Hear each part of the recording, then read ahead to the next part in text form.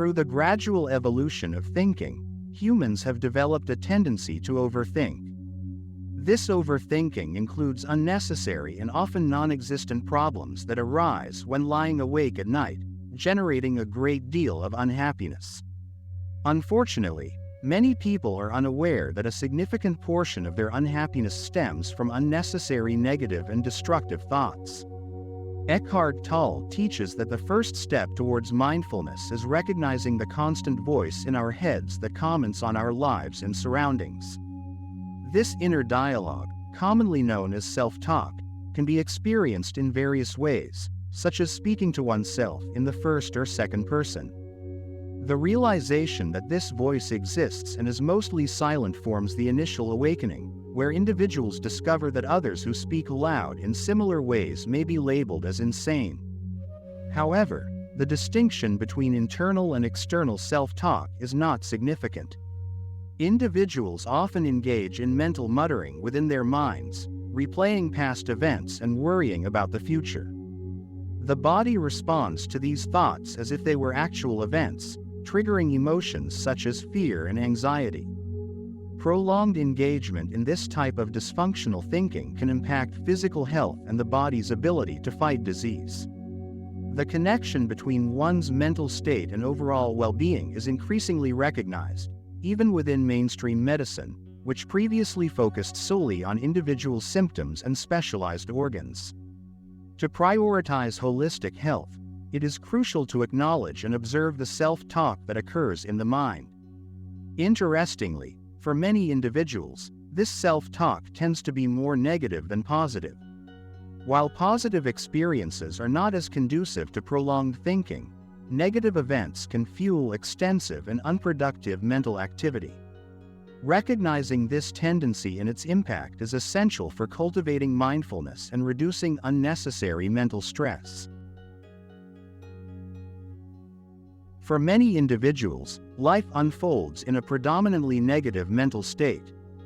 In fact, for some, negativity consumes almost 100% of their mind activity. However, it is unlikely that such individuals would find employment in this company. Audience laughing. I make this remark because there is a correlation between one's prevailing state of consciousness, their dominant mental and emotional state, and various aspects of their life. This correlation may not be immediately apparent, but it manifests in the company one keeps, the friends one has, the work environment one finds oneself in, and even the occurrences that unfold. When someone resides in a prolonged state of negativity, they tend to attract negative events into their lives. However, I encourage you to discover this correlation for yourself rather than simply believing my words. I learned about this firsthand when I was still young. At the age of 17, I stumbled upon a collection of books that someone had left with us. It was in those pages that I first read about the power of the human mind and realized that my own mind was predominantly negative. My childhood was marked by unhappiness, and my mind continuously commented on how terrible my life was. Whenever something unfortunate happened, a repetitive thought would arise, affirming that bad things always happened to me. I engaged in self-talk, repeatedly reinforcing the belief that misfortune was my constant companion, and as a result, it became a self-fulfilling prophecy. The initial step in spiritual awakening is to recognize the constant activity of the mind. For some individuals, this discovery entails realizing that a significant portion of their mental activity is negative. However, the crucial realization is that the continuous chatter in one's head, which is considered normal, cannot be eliminated completely. Thinking will naturally occur. The question, then, is whether there is awareness behind one's thoughts. By becoming aware of being caught up in useless mental activity and noticing repetitive thoughts that frequently resurface, it becomes easier to observe this pattern in others as well. For instance, during Thanksgiving dinner with family members or relatives, you may already anticipate what they will say because it echoes the same remarks made in previous years. If they harbor negative judgments about you or others, you can expect to hear them express those judgments again next week.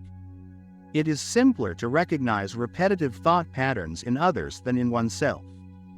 This is why the saying goes, self-knowledge is the most difficult knowledge. It is easier to perceive these patterns in others. However, if you can discover, even in the moment a particular thought arises, that it has been recurring for years, you become aware of the observing presence. This observing presence is not a thought itself, but the capacity to realize that there is a voice in your head and thoughts arising from it. Through this realization, you become aware that some of these thoughts are negative and many of them are not only unnecessary but also create difficulties in your life, such as worry. Most people live with what I refer to as a cluttered mind. They are entirely unaware of the continuous stream of mental commentary that arises and influences their interactions and perceptions. They form immediate judgments and adopt mental positions when encountering others or experiencing certain emotions. They promptly declare, "I'm against it. I dislike it." By identifying with their mental positions, which are merely thoughts, they become entangled. Therefore, if you discover within yourself that you often feel a sense of lack, insufficiency, or not being enough, and you believe that the solution lies in being active and achieving as much as possible in the world, you will likely realize that this approach does not ultimately address your feeling of lack. To transcend this state of lack and neediness, spiritual practice and realization are required. Direct your focus towards the realization of your being. It is only there that you can surpass the ego's state of lack and delve inward to discover who or what you truly are beyond the limited identification with the person.